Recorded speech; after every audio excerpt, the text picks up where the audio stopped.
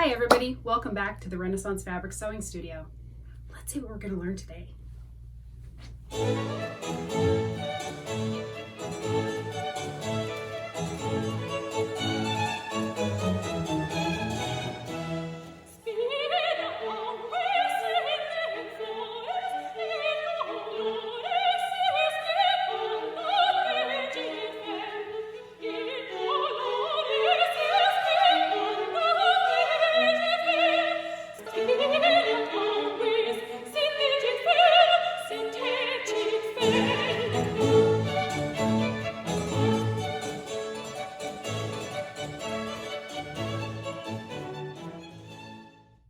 So what I'd like to show you today is a piece from the Renaissance Fabric Antique Clothing Collection.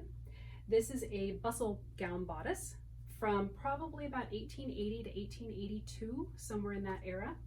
And it is made of silk moiré, which is, it's a mauve silk moiré, which is ribbed and then treated, and then also a velveteen with a very, very short pile. It is an asymmetrical bodice, and we'll kind of examine that more closely later as well as it has beading on it and self fabric covered buttons.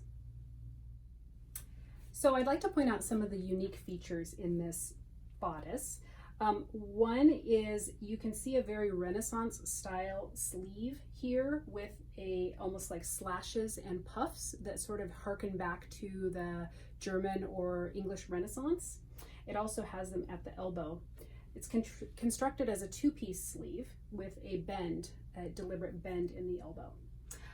You also have the jet beading that is on the front, at the front seams in a very decorative way, as well as the collar being velvet and an asymmetrical design where the right side has a velvet strip that tapers into the waist, and on the left side you have a pleated bit of silk that sort of ends up coming into a wave pattern. The buttons in the front are fabric covered, and the back has these beautiful sort of trefoil design in the jet beading that comes down along the seams as well. So one of the clues on this bodice that tell me it's a bustle gown bodice is that it has a very pointed front and back that you can see. And if I straighten out the back to where it naturally wants to be, you can see how it goes very far out away from the waist. And that is meant to go over a bustle that would stick out the back. It also has a very interesting weight at the bottom to help keep it down. Now let's take a little closer look at these pleats on the left side. So you can see that this last pleat is about an inch or so wide, just over an inch wide, and I can stick my finger behind it, but then there are tacking stitches along the way as well. So if I go to the next one, again, I can stick my finger, but there's a tacking stitch and so on. And then interestingly, this last pleat ends up coming down and creates a wave that's folded over, and yet it still remains a structured look to it, which I just think is really fabulous. Let's also take a closer look at these sleeves.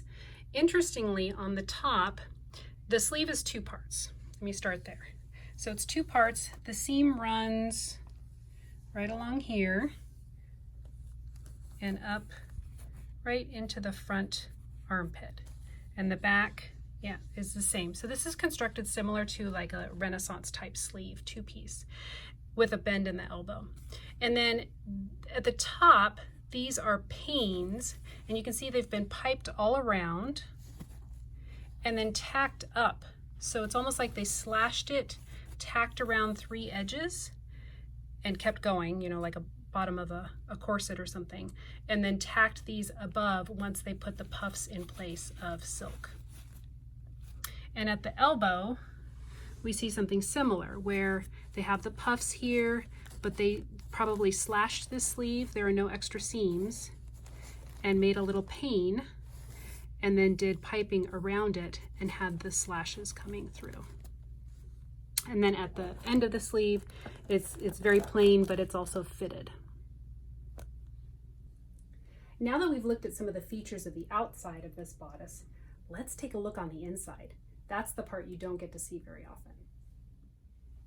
Now that we have it flattened and unbuttoned, you can see here that the buttons, or the front of the bodice, is shaped, right? So you see the buttons curve up here and they go straight out. So from the waist down, they're straight, but they kind of curve to cover the bust area.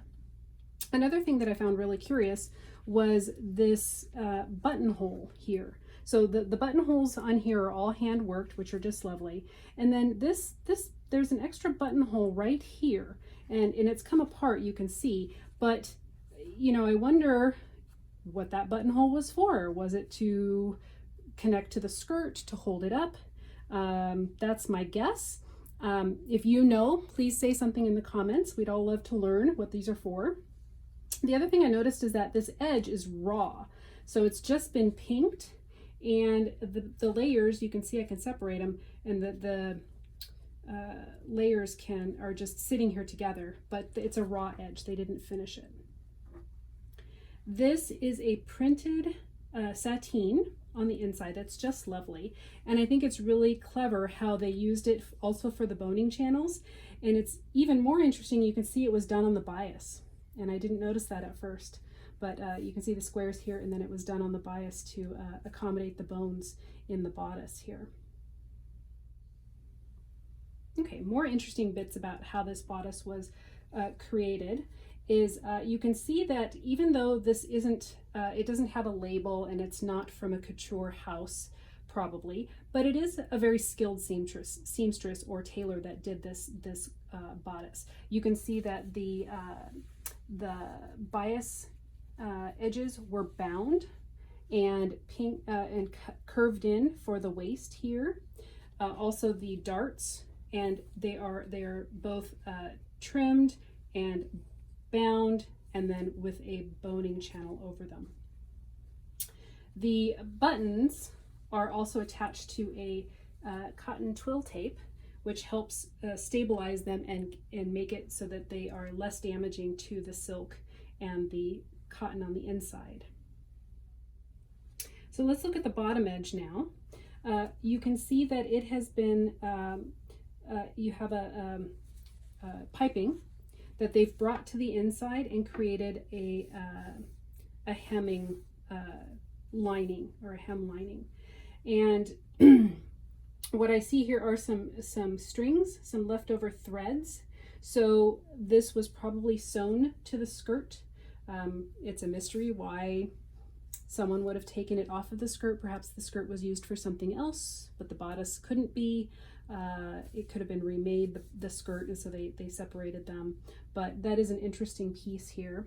These little black bits you see are the ends of the jet bead strips that are coming down, and I showed you earlier that little weight that they cutely covered in the moiré silk, but it's a weight. It's almost like a magnet or something is what it feels like. And then when I was looking to date this, I was looking at images, and I'll share some images as well of where I think the are similar bodices and why I think this is about 1880 to 1882. But something interesting I also found. This has arm shields in it. And I didn't think much of it at first, but I wanted to kind of see how they attached on the inside. And let me show you what I found. So now we're looking at the dress shield here, or the arm shield. And as you can see, it says Canfield's trademark, extra fine, and look right there, June 16th, 1878. I couldn't tell you how excited I was when I saw that. That just confirmed my theory that this is probably, it's at least no earlier than 1878, but based on the style, I mean, it could be 1878 to 1882-ish, but There are other things that make me think it's about 1880 or 1882, but at least I know that it is no earlier than June 16th, 1878. So while we're here in the sleeve area, why don't we go ahead and continue on looking? So I can see I see two different stitch lines here, one here and one here. And I'm thinking that one of them is the piping, or we'll look on the outside as well. But you can also see that these are raw edges, but then they overcast them to keep them straight. And goodness gracious, after all these years, look at, it's barely fraying at all. Although I will say that this bodice was gently worn. It was worn. On this side you can see the dress shield is actually kind of crunchy and stiff. So it was definitely worn at some point, but not very often. It was probably someone's really nice outfit, or maybe a very wealthy woman who had lots of clothes and only wore it once or twice, who knows. But let's take a look. Oh, another thing is in this same tape as the buttons are little loops here, and I think these are hanging loops to help hold it up. I don't think they were added later. I mean, I suppose they could have been, but they look like they were kind of put in at the same time. And let's look at the outside. I think the outside is going to have some piping. And you know, it is really hard to tell because those panes from the, yeah, they're inside the seam. Now here's something interesting. So on the underside, there are no panes. So you can see that, how it's solid on the underside. So the panes don't start until right here. And it's stitched inside the seam here. And yet, once the panes start, they are applied on top. Can you see that? Isn't that interesting? Construction is amazing. One last thing I wanted to point out was about the piping on this bodice. This might be a little bit of a unique situation because we have the jet beads and the other interesting pieces on here. But as it stands, this bodice is only piped around the bottom edge and around the trim pieces here and the panes, as we saw earlier. There's no piping along the front or at the sleeves or on the back seams. There are two features of the bodice that really helped me look for clues on dating it. One was the asymmetrical design of the trimmings, and the other was the puff and slash sleeve features. One of the first clues I found was in this book, Full Color Victorian Fashions. And in this plate, fashion plate from 1882, you can see this brown dress on the left, and you can see how the closure is asymmetrical, just like our bodice, and also it has a pointed front and back, just like our bodice as well. The next clue came from English women's clothing in the 19th century, and this entry about sleeves that says sleeves, oh sorry, it was from 1881, and it says sleeves set in very high on the shoulders show puffings, slashings, gauging, and modified leg of mutton forms with very narrow cuffs. That also matches our bodice. The last clue comes from American Dress Pattern Catalogs, 1873 to 1909, and in the 1882 section, you can see there are many different styles of bodices here, including ones that go down below the waist. But I also found this one from March of 1882, and you can see the puff and slash sleeve feature at the top. So that made me think that this could be right around the same time as our bodice.